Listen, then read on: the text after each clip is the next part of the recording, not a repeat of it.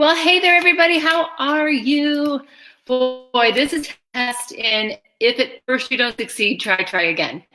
I wanted to do this interview. I was so looking forward to it, gosh, a week ago or 2 weeks ago with my friend Kate, and it wasn't meant to be that day. But I realized why. I've learned a lot in the meantime. I was using Facebook Live exclusively, but for interviews, it got a little tricky. So there's a silver lining in this, and it taught me that I needed to go and check out a little bit more stable browser. So now I'm using Streamline. I've spent a little bit of time learning how to use it, and it's been actually a really good thing. So you guys, I am so excited to jump into this conversation with my friend Kate. But first, I want to introduce her to you. So Kate Battistelli, she is an author, a speaker, a former actress and singer in the New York Broadway musical theater world. And she is the mother of Grammy award-winning contemporary Christian recording artist, Francesca Battistelli. Kate is convinced that God has a wild, preposterous secret, a scary or impossible dream just for you. It's what Kate calls the God dare, because she has learned with God, absolutely anything is possible.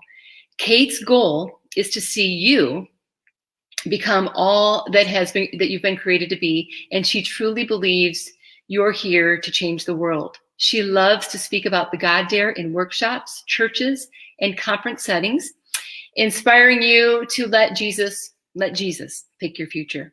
She is a natural encourager and believes you aren't here by accident, but you're here to change the world. She recently moved to Franklin, Tennessee to be near Francesca and her growing family. We're going to talk about that in a minute. And she's been married to her husband, Mike, for 36 years and loves being near her daughter and son-in-law. And there are 4 amazing grandchildren, and they have one on the way. The 5th one is due in January.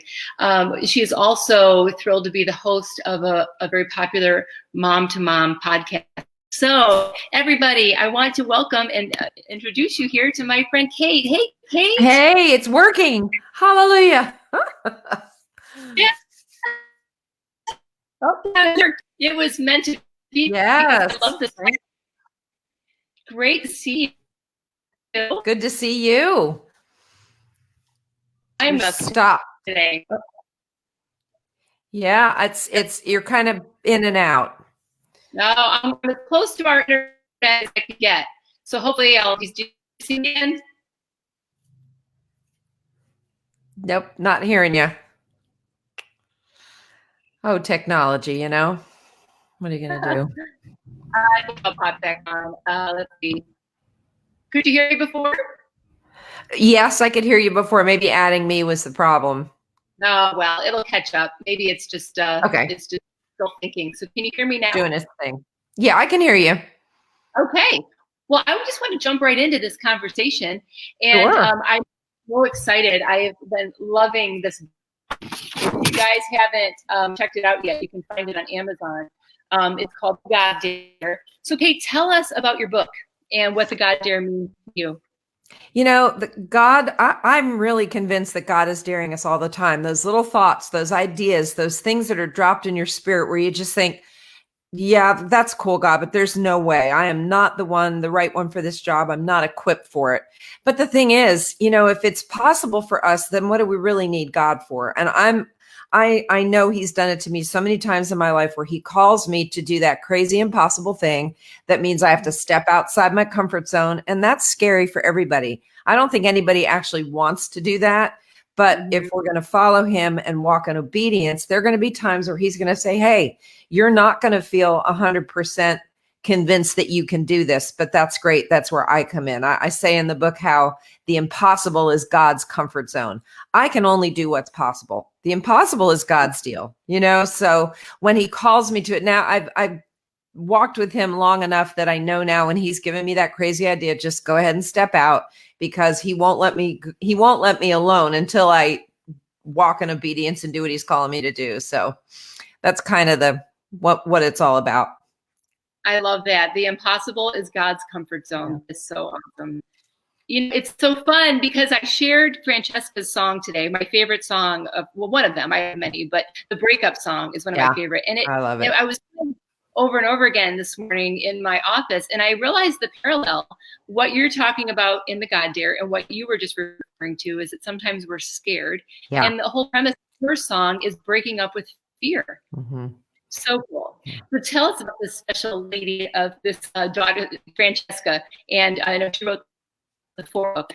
Talk a little bit about what that means to you. She did write the foreword, and I mean, that was amazing just to have. She's so busy. I mean, especially now with number 5 coming in January, but just that she was willing to do that was a blessing to me, and I felt honored. But she's just, aside from her talent, which is great and given by God, and I mean, I think she's one of the best singers out there, but aside from that, she's just an amazing, godly woman. Oh, there's our picture. Oh, such a cute picture. I mean, I just look at that and just go, how did I even get that? But that's just me and the Lord. But she's an amazing mom and wife and friend, a business entrepreneur. I mean, she has so much in her life that makes me just stand in awe, to think that, gosh, we only have one child. So I only had one shot to get this right. And I thought I better not screw it up. And I don't think I screwed it up too badly. I mean, nobody's the perfect parent, but the fact that she's 34 years old, still pursuing God, still loves the Lord, walking closely with him, that more than anything, that blesses my heart. For sure. Look at that beautiful family. Oh my gosh, what a blessing. And her husband is Matt Goodwin. Who, I'm not telling you, I'm telling everybody else. Did you know that? You know his name. His name's Matt Goodwin. He was formerly with New Song, the drummer for New Song. Is that right? Yes. If you've ever heard the song Christmas Shoes, which everybody knows, it's one of those tearjerker songs.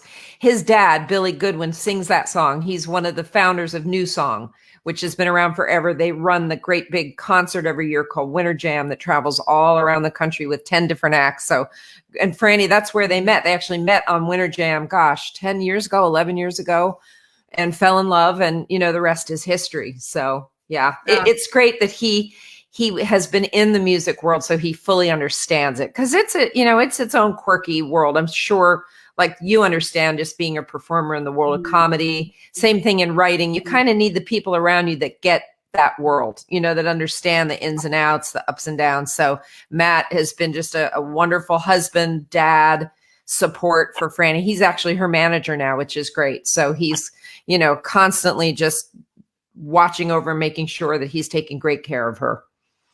I love it. And you're right. When you get off the stage, it's a different world when you get off the stage than it is on the stage. And it's absolutely about your people. Love and you love. You're just looking at the family that you have smiling. They're all so precious.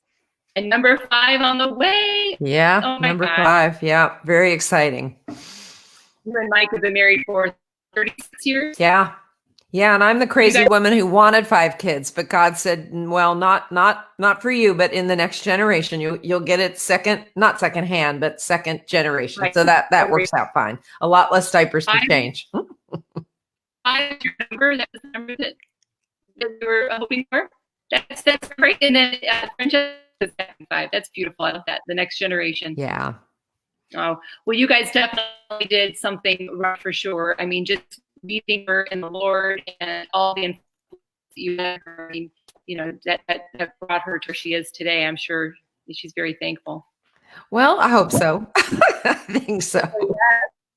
And then Mike there, also he's a conductor, musician. Yep. That's how you guys met. I wanted to say a quick note about Francesca's song, great song.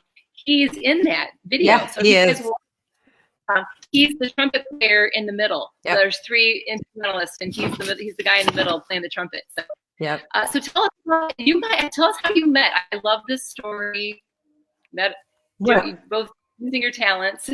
It's interesting, because I always knew I could sing, and I finally eventually kind of discovered theater and thought, this is what I want to do for the rest of my life.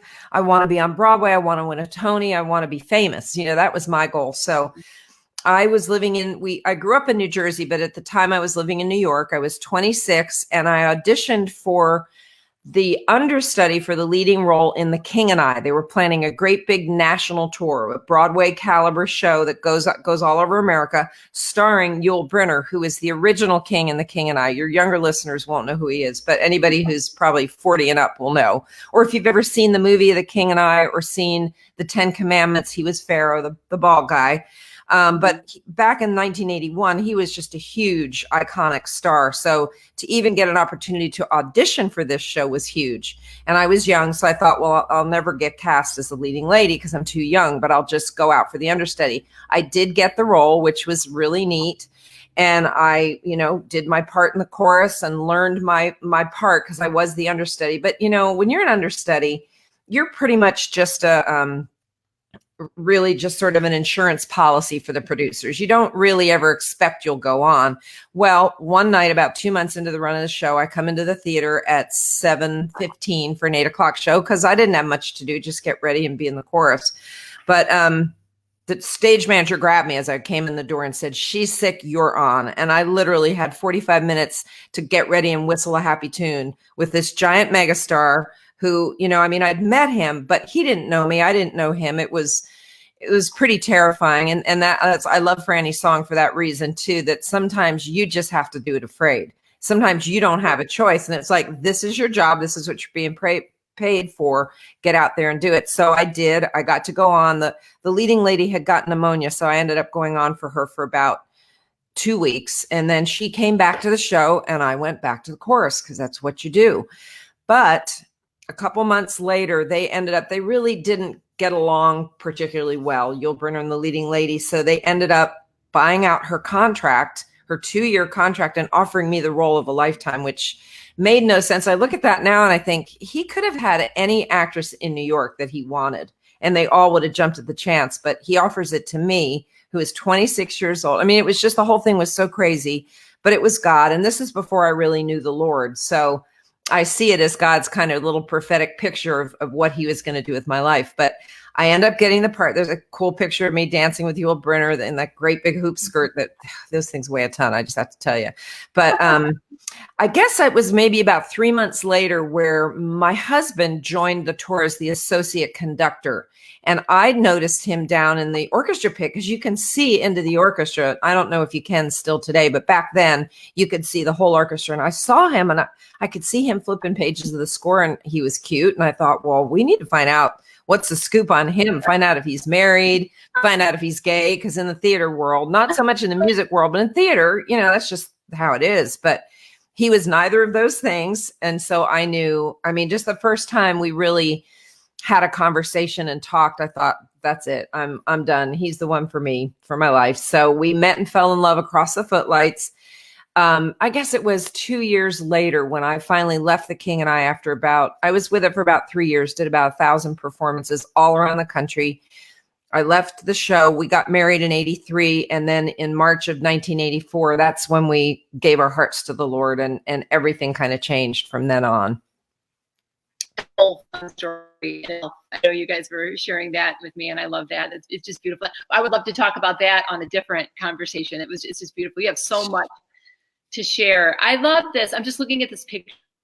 First of all, what is a classic, beautiful picture. I hope that blown up somewhere in your home because it's just everything. Just everything about it is just perfect. The look on your face. It's beautiful. I'm radiant to what you felt you were being called to do, because look at this. And then you had Francesca, and now she's a Grammy Award-winning artist. It's just beautiful. One decision to be obedient. That's an amazing God dare that you took the challenge.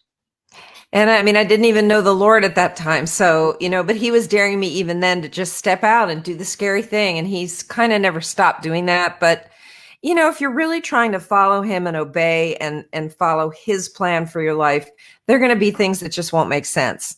None of this made any sense to me, but yet he did it, and now I can look back and it's a cool thing in my past, but I also see it as sort of just a prophetic little thing he was giving me before I ever really cared about anything about God.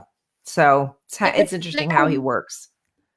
That's so beautiful because even though you did the Lord, then he knows us. He knew you, and he had the and he decided to make a choice, and he had a story in your heart, and there it was. So beautiful things, beautiful things.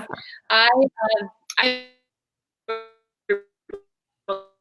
on page, let's see, on page 58, it goes along with what we were just talking about with fear and accepting the dares that God gives what we know actually from Him.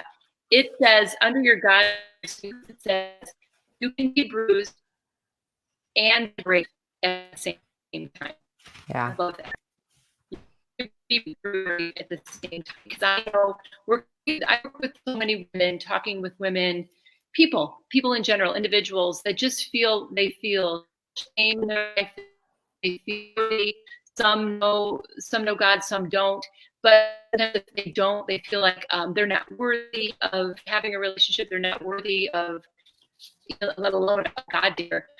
Would you talk about? I know I'm kind of jumping around here. I have a different order I want to ask these questions in, but would you please share about chapter 4? I know it was difficult for you to write, and could you explain more about it? Sure, and, sure. What you have to say to encourage women who may be in the same situation you were. Yeah. Well, when I was 18, I didn't know the Lord. Our family, we went to church, and they pretty much my parents would drop us off at church, but I didn't have a relationship with God. I mean, I knew kind of who Jesus was. I loved going to church, but I didn't get what it was all about. I had never really given my heart to the Lord. But so I was a little bit wayward, a little rebellious. This is back in 1972 when I graduated high school. And that summer, I found out that I was pregnant. I'd started dating a boy when I was 16, and just, this is back in the hippie days and way before these things were common. And pretty much today, it almost doesn't even matter. But back then, being a pregnant teenager would have been horrifying had my parents ever known.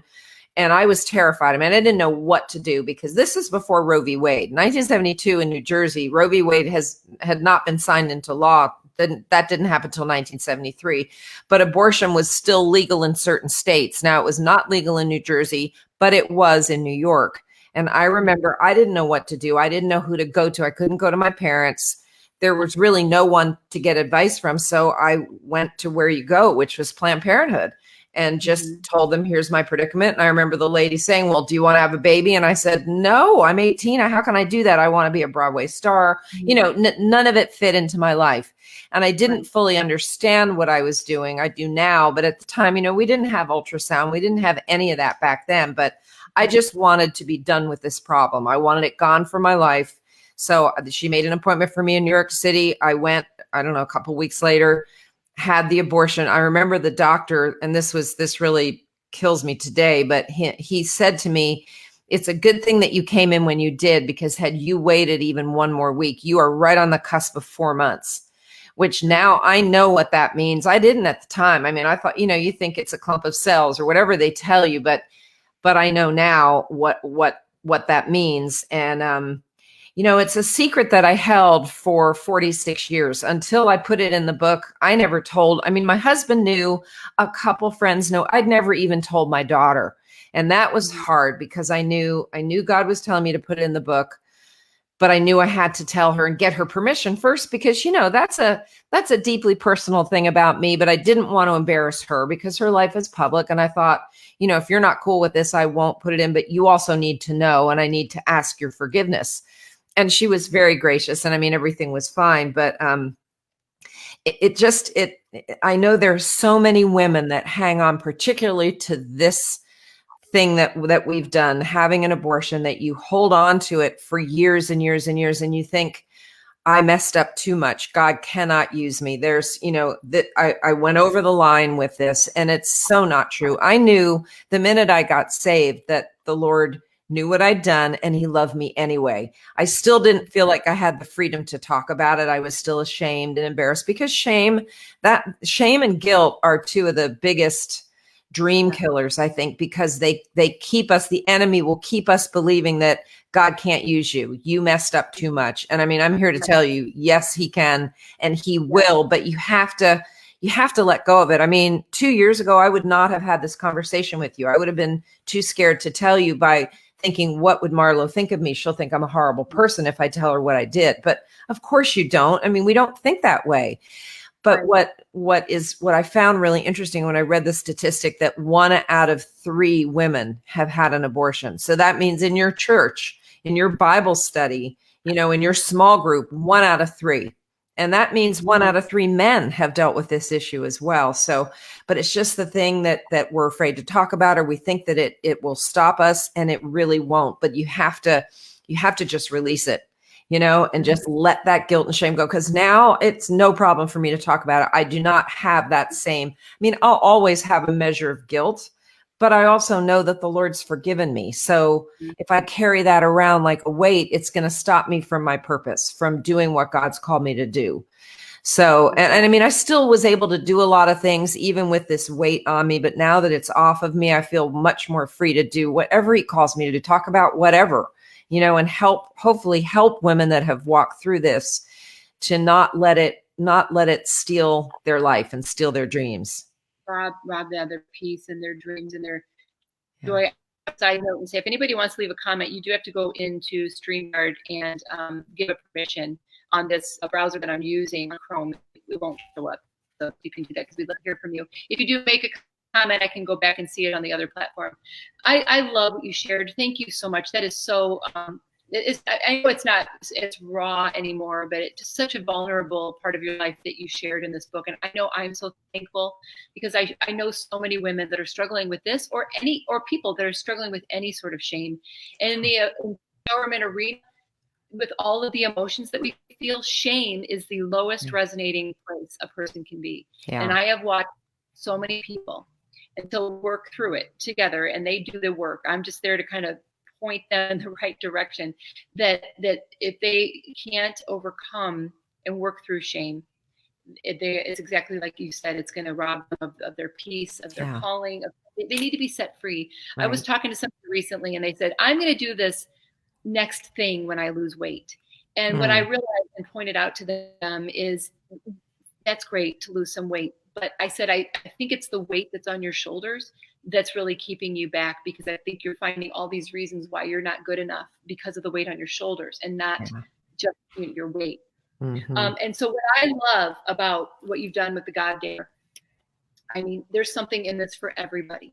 There's something in this for everybody, even if you don't know God, even if you're like I was for the first 40 years of my life and didn't want to hear about God. I would walk away from people if they said they were a Jesus follower. I'd be like, oh, thank you, and never call them. It's just in the last 10 years that I found my relationship with Jesus. But this book, whether you have a relationship or not, or an interest, just get a chance, because Kate, talk about what you did that is so brilliant. You took your life and you paralleled it with what you call the heroes of the Bible. And in chapter 4, I would talk about the heroes of the Bible, but then also number 4, who you held for adversity and your shame with. Yeah. What I tried to do was, relate just portions of my life, because I've had an interesting life, just with, the whole theater thing and our daughter and we haven't talked about this, but miscarriage and failed adoptions and abortion, all that stuff. There's just a lot of parallels that I could see with scripture. And when God dared me, I mean, I feel like I wrote a book back in 2012. That was my first book, called Growing Great Kids. And I knew God literally dared me to write that book. I mean, I was not a writer. I don't have a college degree. I had no platform. There was no way to get it published. None of it made sense. But anyway, it all happened. I got it published. And then I thought to myself, you dared me, God. I'm going to look through scripture and see where else you do this. And I see it all through scripture. You could call it the way God calls people. But to me, it just felt like such a dare for me to step out and write a book when I wasn't a writer. I am, but at the time I never called myself that. So with chapter 4, where I talk about the abortion, I was trying to find, who in the Bible what woman has had this kind of shame and just being called out and being, just walking with that guilt and that shame. And all I could think of was the woman caught in adultery, and how Jesus saw her, how I imagine he saw her, because how it says that as the Pharisees want to stone her, they bring her out caught in the very act of adultery, I imagine just sort of throw her on the ground in front of Jesus, trying to get him to condemn her. And Right. he's writing in the ground. It just says he's writing in the sand, with, I don't know if it's his finger or a stick. And scholars think that he was writing the sins of these accusers, these Pharisees. And it could have been that, but I'm thinking to myself, what if he was writing something for her to read, things about her, how he saw her, how he created her, the beautiful woman that he created, that just, who knows what her circumstances were that led her to become this, this adulterous woman. But I just imagine him writing beautiful things that he lets her read and then says, go and sin no more. Has no one condemned you? And she says, no one, sir. And he says, I don't either. Sorry, it just makes me cry because that's how he sees us. We don't see ourselves that way, but if we could see ourselves for 1 second the way Jesus sees us, it would change everything. Sorry. No, don't be sorry. Never be sorry for that, because I know I feel choked up too. And I love that scripture, and I love that it is a little bit vague, that we don't know exactly what he wrote. Right. And I also imagine, like you said, writing the sins of her accusers, because it's also a reflection of, we can judge anybody, but when we look at, if we have our sin less, then cast the first stone, and none of us could claim that. And that's another thing that sets people free, is the truth that Jesus loved us, and we are all of us. It sets us free as offenders, the one that judge. I know I get caught in judging. I do it. We're human, and it reminds me that sin is sin, and judging is sin. And I love that scripture, and you paralleled that so perfectly. I know, and I love your tears, because women, there's just truth in the tears, and that's what I want people to hear. Is there is nothing that somebody could do that keeps them from that love of Jesus. Yeah. And that's what sets us free. Yeah, absolutely. I'm crazy about this book. One of my favorite chapters, I love them all, but the slave, which is Joseph. Yeah. And my favorite production is Joseph and the Amazing Technicolor Dreamcoat. Mm-hmm. I love that. And I just love, and I love all, they're just all, the Queen, the Widow. This book can speak to everybody. Yeah. Is there a favorite? Do you have a favorite chapter? Two of the standouts from, well, I have a bunch of favorites because I love John the Baptist, and his story doesn't turn out well, because we always think, God's daring me to do something great and it's going to be wonderful and change the world, and it will. But sometimes, you get your head chopped off. So we have to remember that. We have to, it kills me when people talk about, that you can design your own life and you can do this and you're the hero of your story. And I'm like, tell that to John the Baptist. We have to see the world through the eyes of these biblical characters and how God really works. But that's an aside. I really love the story of Ruth and Naomi, because it was so different. She didn't see a vision, an angel didn't appear to her. She didn't have a dream. She just saw something so real and raw in her mother-in-law, Naomi's life, who is a broken woman. She'd lost her husband, lost both of her sons. Here's this pagan, Ruth, who's not an Israelite, but there's something about Naomi that she sees that she can't not follow her, and she has that great scripture about wherever you go, I will go, where you die, I will die, and there I will be buried. I love it in the King James. I think it's beautiful. But to have that kind of love for her mother-in-law, because there's just something in her that she saw, because Naomi was devoted to the Lord, even though her concept of him was a little bit skewed. There's some things that she doesn't quite understand about God, the way she expresses things. You're like, well, you don't have that quite right, but that's okay. She had a passion for God. She had a passion for her country. She goes back to Bethlehem, and Ruth has to go with her. It's like she's like, you cannot leave me behind. So that passion then ends up leading her to a wonderful marriage with Boaz. She's in the lineage of Jesus Christ, a pagan, heathen woman.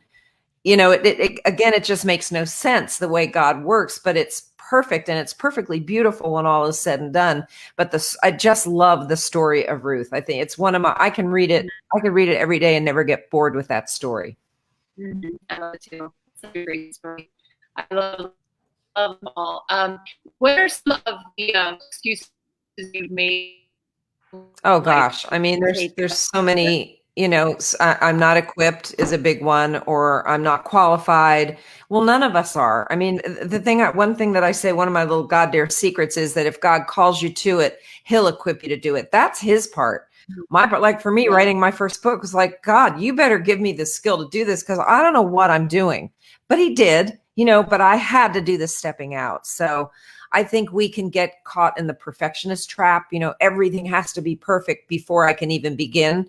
And if that's if you're that way, you probably really just need to repent, because there's no one perfect but Jesus. We're never going to have it perfect in our lives. I'm not a perfectionist, as my husband will tell you. I just, I've never been that way, that everything has to be perfect. I'm kind of just let me dive in and just do this and it'll be a mess, because I am kind of messy. I'm not super neat, but Mike's neat. So thank God he's a good balance for me. But yeah, just all those things, or sometimes it just takes more time than we think. We think God's told me to do this, and that means it's going to happen tomorrow. Well, Moses was in the desert for 40 years. Abraham waited for his son for 25 years. Sometimes the things God tells you or dares you to do, or maybe it's getting a degree in something very specific that's going to take 8 or 10 years. It's just about listening and walking in obedience and having the courage to step out ultimately. Mm-hmm. Yeah, for sure. You at the end of, and then at the end of each chapter, you give God dares secrets. Mm-hmm. How'd you come up with those? Explain those. They just were things that I learned over the years, just little pithy sentences or sayings or things that God showed me. I mean, I don't think they're original to me, but they're just, as I walked, the more I walked with him, the more he shows me things. I mean, he still gives them to me today. And so they're at the end of every chapter, and I have scriptures that apply, from different books of the Bible that'll apply to that particular chapter. And then, questions that you can ask. You can use it as a Bible study for yourself or with a group. We've had several groups that have gone through and done the book as a Bible study, which I think it's a good resource for that, just because it's taking into so many different areas of the Bible in so many different ways that God dares us. I mean, it's not the same for everybody. Sometimes it's just a thought. Some people get a dream, others just something they've just always known they're supposed to do, but they've been afraid for whatever reason. And it's easy. We're all afraid. I mean, don't you think? At some level, because anytime that it's unknown, we're not going to have a guarantee. There are no guarantees really in life. So it's just really just about stepping out. When it comes to fear, that's something I'm very passionate about overcoming. I still have to overcome it, and I know a lot of people do. But I remember one time a pastor, I was sitting in church, and he was talking. If he calls you something and you're fearful, get over yourself, because it's not about you. It's the lives that you're going to affect. And I love that. That again took the weight off of my shoulders. And it's just such a beautiful thing when you can just put that backpack of faith on and jump. And you were talking about your first book, and I have that same prayer for me. I know there's a book in me that I can't get it out. And I give you so much credit for, writing your book. You have 2. Have you written how many books? 2. Yeah, this is the second one, The God Dare. Yeah. I'm going to talk about one of your other in a moment. But I wanted to also have you touch. Are you okay on time? Oh, yeah. Okay. So you're really open. Also, I want to switch gears here. You're open about the adoption struggles that you had. Yeah. How were you able to accept the struggles and learn from them, even though the result was different than you hoped? Can you talk about that? This will really strike a chord with the people that are watching. Yeah, I mean, it was hard for me because I wanted a big family. I mean, I just always thought I'm going to have a bunch of kids. That's just how I saw it in my mind. And after Franny was born, I did get pregnant again, but it ended up being an ectopic or a tubal pregnancy in the fallopian tube. And those can't survive. The baby, eventually the baby gets too big and the tube bursts. And it's still one of the leading causes of maternal death because you're bleeding internally and you don't know it. Now, I knew something was wrong because I was doubled over in pain, but I thought it was just really bad gas, or something I'd eaten the night before. I had no idea till after about 4 or 5 hours, I tried to get up and I fainted. And Mike knew, okay, something's not right. We got to get her to the hospital. I had just found out I was pregnant 2 days before, because I was only like 8 weeks pregnant. I didn't know, I knew something was not right because I just had never felt good the past couple months. But until that moment, and he called the rescue squad, and they came and took me to the hospital. And then it ended up being this ectopic pregnancy that had to be removed. And it kind of shot my insides. Between that and having an abortion, I was not going to have any more children. And we tried the fertility treatments, nothing worked. And so we thought, all right, well, we want a big family, let's adopt. And 3 times we tried, 3 times it just fell through. We tried private adoption, we tried international, everything, nothing would work, which was very frustrating. And it was several years for me of really just feeling like, God, you don't care about me, you don't love me. You say you're a good father who gives good gifts. What I want is good, and you're not giving me what I want. I mean, you were not following the program, Lord, which just frustrated me, because I thought, I'm going to do a good job. I'm going to raise these children to love the Lord and to follow you, God. And why would you say no to this? But I just kept getting a no. I mean, eventually I got it through my head that I was only going to have one child, but it took me a long time. And I remember I was at a worship conference, and I was deep in a place of worship, and I just sensed the Lord say to me, am I enough? And it really just kind of brought it all home to where I thought, wow, Lord, you are, you haven't been up until now. You've not been enough. I wanted other things that I thought would satisfy more, but that's kind of when I grew up, right then, when I realized I can let this dream go, and you can be enough, Lord. But it takes time to get to that point. It took me a long time. I'm a slow learner. So, but then with our last adoption attempt, well, it wasn't an attempt, but we had dear friends that were in Hungary adopting a baby for the first time. They'd never been able to have kids. They went over, they were getting their baby. And at this point, I don't know, Franny was maybe 8 or 10. We were living in Florida, and we were in one of those like financial peace classes at our church with this other couple that were in the same position as us. They had one daughter, wanted more kids. She couldn't have any more. And I thought, well, that's interesting. So we became friendly with them. Well, one night, our friends from Hungary, or friends who are in Hungary, call us to say, we're getting our daughter, we're bringing her home. Our lawyer has another young woman here who's pregnant with a little boy. He's your son if you want him. And here's the thing I had been dreaming of and wanting for so many years, finally just handed to us. And Mike and I were on different extensions of the phone back when people had phones in their house before cell phones. He's in the office, I'm in the kitchen, and we hear him say this. And at the same moment, we both sensed the Lord say, that's not your baby. And we knew that this was for our friends, Brian and Diane. We were to call them and say, go get your baby, because, he's there for you in Hungary. And they did. And what I say in the book is that just because a blessing falls in your lap doesn't always mean it's yours to keep. So we knew this was just something we had to pass on to the right people, that this is who God had chosen for this son. And it's perfect now. He's like, I don't know, gosh, this is probably 25 years ago. So he's a grown man now. But it was hard, when you go through something like that, when the thing you want the most, God says, give that away. That was a big growing up learning experience for Mike and I. But anytime God does something like that, I've learned to trust that I may not see it at the time. I may not understand it right now, but the years will give perspective. And I can look back now and go, that makes perfect sense. It was absolutely right that we only had one daughter. For where God was taking her, she needed our full attention to get there. Had we had 5 kids, I don't know that we could have either financially or just time-wise have poured into Franny what God wanted us to pour in to kind of get her ready for the life she was going to lead. So it always will make sense, but it may take some time. And it's hard to understand in that moment. And what a power-packed life, yes, that she has and we all have. And, it's beautiful that you guys are there. You're able to help the kids, and it's a very busy, blessed life. I loved what you said. He said, am I enough? And it goes back to that. Even when we feel, depending on how we feel about whether God is enough, everybody has their own opinion, but it's also trusting his will.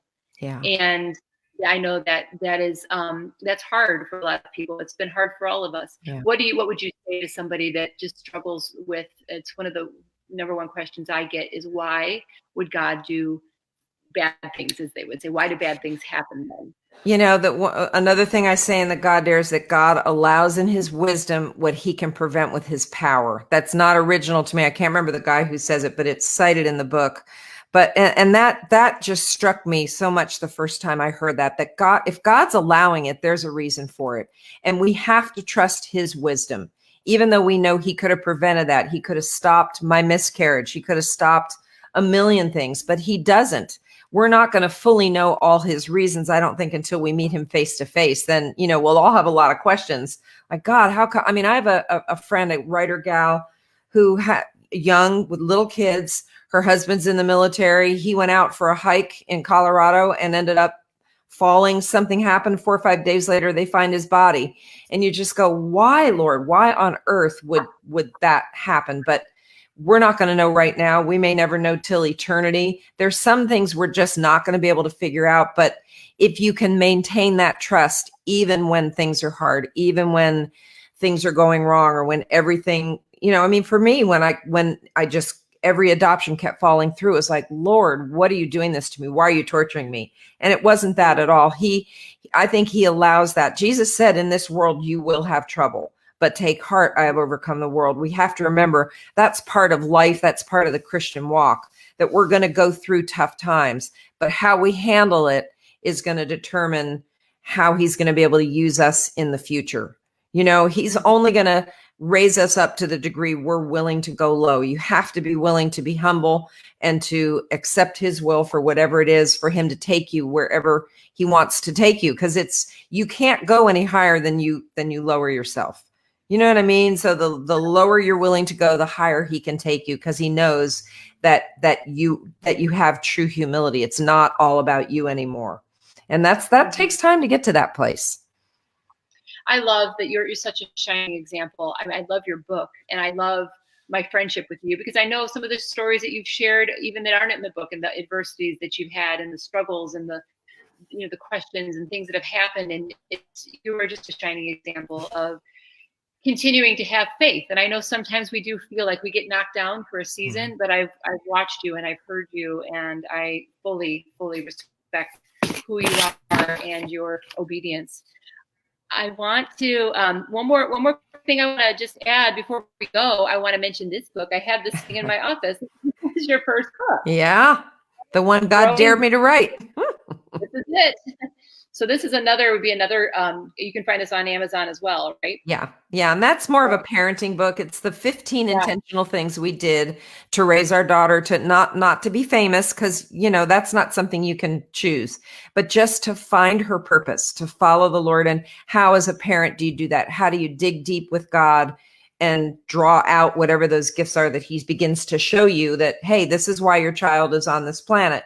I have a purpose. There's a reason, even though you may have a teenager and be thinking there's, I can't see it right now, but trust me, there is, because we're all here for a reason. I don't think any of us are random or forgotten or neglected or anything like that. We're all here for a purpose. So that's what that book's about. Two more quick questions along with that is, sure. One, you could I know you talk about how you took the God dare and you did beautiful things in the role of a lifetime. As far as Francesca, for it has talent or something they feel they're called to do or they want to do, they're just scared. What was that journey like for her? It wasn't easy, but she trusted it. I know with your guidance for her journey. Yeah, to do what she's doing now. That journey couldn't have been easy, but she trusted in herself and what the gifts that God put in her life. She did. And we just trusted that as God would open a door, we'd walk through it. If we felt the peace of doing that it was the right door for her. I mean, there's some we didn't go through because we just didn't feel like that was the right choice. But, and it was scary for her. She had many times she had to do it afraid. And we talked about that all the time. And I'd say, sweetie, you just got to get out there and do it. You've committed to it. You can't back out now. So, right. She learned that early on, and she's a great example of doing it afraid, because there have been things that you just get thrown into in that world, and that when you're a brand new artist in the Christian world, it can be scary. Some of the stuff they ask you to do, but all good, and it all led to where she is today, which is very accomplished, very polished up on stage, but yet still authentic. You know, one thing about Franny is what you see is what you get. She's who you see on the stage. If she could just be worshiping all day long, that's what she would do. But with 4, almost 5 kids, you know, there's other things you have to do, but that's her heart, is to worship the Lord. And watching her perform, you can feel her worshiping. She carries with her even in her performances. Yeah. So that's what I'm looking at is that's the advice. Sometimes you just have to do it your life. Before I let you go, I'm just wondering, there's so many moms, I'm sure, that are watching, parents. What would you say if you had to narrow it down to your best piece of parenting advice? What would that be? I think I would say, because I didn't receive this, I would say be very mindful of your words, because the Bible says life and death are in the power of the tongue, and those who love it will eat its fruit. I was not life was not spoken over me when I was growing up. I mean, it was a different time in the 50s and 60s. Parents weren't out there saying, you know, you can do anything, you can change the world. It was more like, just don't be annoying and don't bother us and just be quiet. More than, I never had anyone tell me you're good at this, or you're smart, or you're, you know, God has you on this planet for a reason. So I think if we can be really careful with our words, where your words build up and not tear down your child, where you don't want to say things that aren't true, but you want to remind them of how God sees them. What does Jesus say about them? That they're beautiful, that they're, you know, that he has a purpose for their life, all those good things, that he knows the plans he has for them, that they're good plans. Remind your kids constantly how God sees them, and even what God's showing you about them. If he's giving you little glimpses or inkling into their future, share that with them. I would tell Franny stuff all the time, and Mike would get mad at me because, you know, like we'd be watching the Grammys and I'd say, you're going to be up there one day. And he'd say, you don't get her hopes up, but God showed it to me and she ended up winning a Grammy. I mean, you know, you just go, who even does that? But I just believe that if he showed it to me and it was, well, that wasn't, I was going to say if it was reasonable, that's not reasonable to tell your child they're going to win a Grammy, because, you know, most kids aren't. But somehow it worked out with her. And I think if we just believe in our children's dreams, believe in their future, and speak life over them, that can change the world. And it doesn't cost a thing. You don't have to spend any money to use positive, life-affirming words over your kids. Power of words. You know, even if kids think that, if you think that they think you're kidding, I know a lot of adults that I work with have put down by parents or people that they loved, and they would laugh off because it was a nervous energy and they didn't want to look like they weren't strong, but it deeply affected them. They're still overcoming some of those issues today. And it's not that we're trying to raise wimpy kids. It's just that their words are very powerful.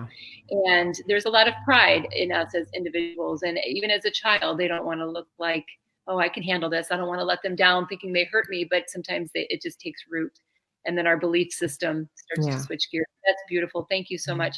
My friend, is there anything you want to add at the end here before we go? No, I think we hit most everything. Oh, this was great. I appreciate your time so much. I know you're busy. Please give our love from David and myself to Mike. We love him. Give him a big hug for us. I will. Same back to you guys.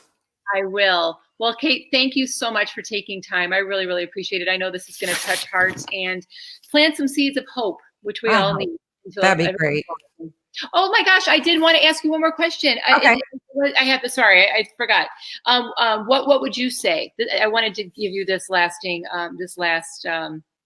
to say this. If there's somebody out there that's giving up today, maybe they've had a rough day or a rough year, they've given up on their dreams and their own God dare, how would you challenge them today? I'd say you have to know that God sees you. You feel like right now that no one notices, that nobody can see you, that you're invisible. And that is such a lie from the pit of hell. And I just want to remind you that you're important in God's story. You have a place, you have a position. He has something for you. It may not have come around yet. Some things just take time. Some lives have to marinate a little bit, but just Don't walk away. Keep trusting, keep believing, hold on to hope. This is the season of hope. We're in that Advent season. Go back and read some of those stories, read the Advent stories and get that in your brain. You know, read Mary. She was a 15 or 16-year-old girl when an angel showed up, and she could have said no. Here's the thing, you know, we forget that we have the power of choice. She had to choose to be chosen to change the world. And each of us are going to have that opportunity at some point. So I would say, hang in there, be patient, continue to thank God for what you do have. Look at what you have. And God's really convicted me on this lately, not always complaining about what I don't have or what's not working, but look around at what he's given me and remind myself, you know, that you've given me a great life, Lord. Is everything perfect? No. Would I change some things? Yes. But I can still be grateful, deeply grateful for all that you already have given me. I'm alive. I'm here talking today. So that's something to be thankful for right there. Yes. And where we have the power of choice, we have the power of yes, our trajectory, our choice, but the direction we choose to go. My friend Kate, thank you so much. I really appreciate your time. I know everybody else does too. My pleasure. Always good to be with you. Okay, same here. I'll talk to you soon. You bet. Love you. Love you too, Kate. Bye-bye. Bye.